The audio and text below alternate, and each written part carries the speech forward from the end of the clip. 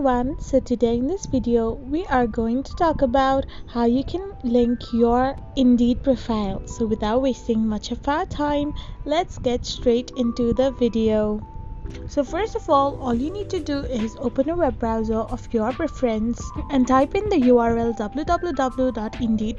So once you do this, you will end up in its homepage where you can click on the profile icon. So once you click on the profile icon, you need to tap on the profile option. So here you need to simply go and click on your resume and click on the three dots. So once you click on the three dots, you can find the link option. So you need to click on it and you need to simply copy your link. So now if you send it to anyone or paste your link on your browser, then it will be redirected to your resume. So this is how you get Indeed profile link. I hope you found this video helpful, so don't forget to hit that subscribe button and do give us a thumbs up.